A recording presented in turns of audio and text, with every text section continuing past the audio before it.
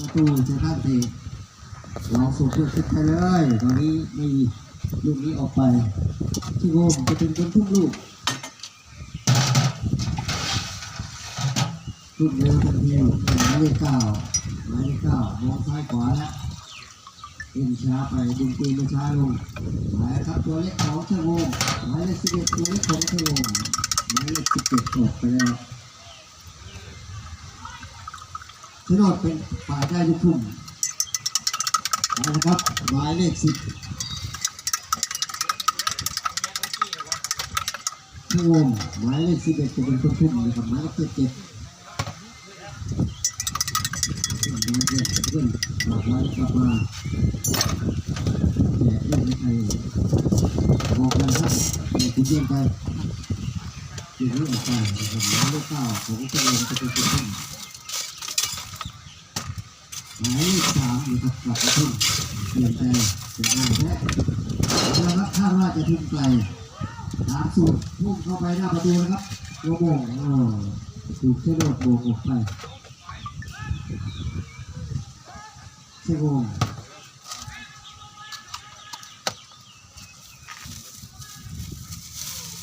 ขอบคุณนะที่ส่งลูกให้ที่ลูกที่ดึงของเชโกมหมายเลข 77นะครับจะเป็นคนเตะโยนเข้าไปแล้วครับไม่มีใครลูกนี้ออกไปเชโกมยังได้อยู่หมายเลข 17นะครับจะไปทุ่มเปลี่ยนเป็นหมายเลข 10หมายเลข 10ก็คงจะเป็นผู้ช่วยใจดีอาภาครับทุกคนมาหน้าประตูชโนดตูกระบายไปได้ลูกจังหวะเดียวชโนดสกัดออกไปครับเชโกม3 แก้วเป็นคนทุ่มลูกเข้าสู่เดินทุ่มไกลหน้าประตูนะครับโอ้โหไม่มีใครเอาละพี่ของชโนดแล้วหมายเลข 9ส่งให้เพื่อนเอกเร็วว่าเชโนดทำไมโยนไหมเชโนดมาครับสวรรค์นาคำได้แล้วส่งให้หมายโอ้หมายเลข8ลูกนี้ได้ประตูอย่างงามไปเลยนะครับเป็นการประสานการสวรรค์นาคำกับหมายเลข 10นะครับนี่ก็เป็น2 ประตูต่อ0นะครับสวยงามลูกนี้นะครับเป็นมันนะครับมันยังแบบชโนดนำสโกไปแล้วครับ2 ประตูต่อ0สโกรับเลยออกมาตรงกลางซัดเลยทีเดียวไม่ผ่านชโนดหักเอาลูกยังไม่ออกชโนดยังเคลียร์ลูกได้อยู่เคลียร์ไปเคลียร์มาซัดทันทีเลย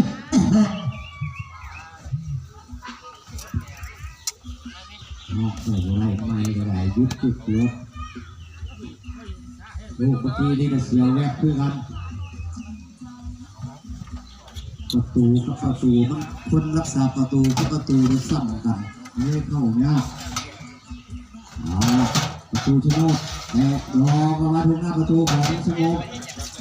เอาลูกลงชโนดหักเบอร์ 11ไม่ผ่านชโนดเบอร์ 2เคลียร์ไปเคลียร์มาครับว่าทีนี้หรือโบนี้เลยกลับคืนหลังให้สมานเคลียร์ไปเบาๆให้เบอร์ 10ให้เบอร์ 8ที่เบอร์ 70ดูนี่มาให้สมานเบอร์ 4เขาเคลียร์กลับคืนไปเล่นกันอัดไปกลับมาเบอร์ 2ชโนดเบอร์ 10ยิงกันดิยิงกันหัวเด็ดตัวตรงก็ปุ๊บออกไปข้างๆเลยด้านหลังชโมงจะรับเตะออกมุมประตูออกมาเอากระพิงแห้งเลยนะจนถึงหน้าประตูโยนดอกมาถึงหน้าประตูครับชโนดมองกันดีชโมงมาลูกลงสกัดไว้ได้สมานเคลียร์ออกมาชโนดจับลูกได้อีกชโนดได้ลูกเบอร์ 8กลับเรียกมาเล่นสลับให้สมานเบอร์ 4เคลียร์กับพื้นหลังเคลียร์กับให้เบอร์ 10เบอร์ 70เอาลูกลงเคลียร์เอาแย่งกันชโนดจะได้ลูกอยู่ชโนดจะลูกมันชโมงสกัดมาได้สกัดมาได้เกี่ยวข้างหน้าแต่ผมมีเลยเดียวข้างหน้าแล่นไล่ลูกโคทันประตูได้ปล่อยออกน้ำหลังไป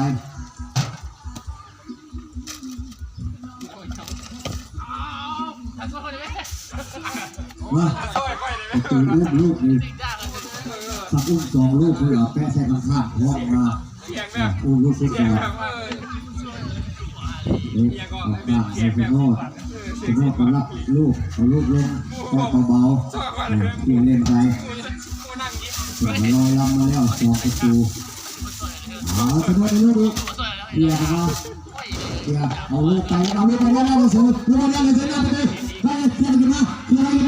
เข้าเกี่ยซื่อๆครับโอ้โหเกี่ยไปเกี่ยมาเข้าจนได้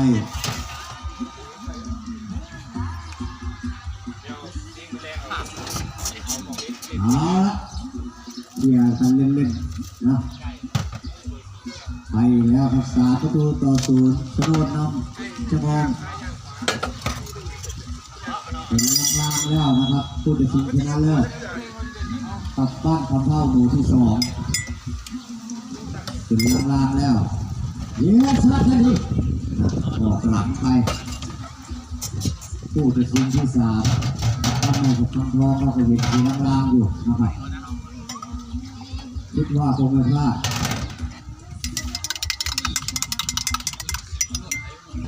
ประมาณบ่ายโมงนะครับ VIP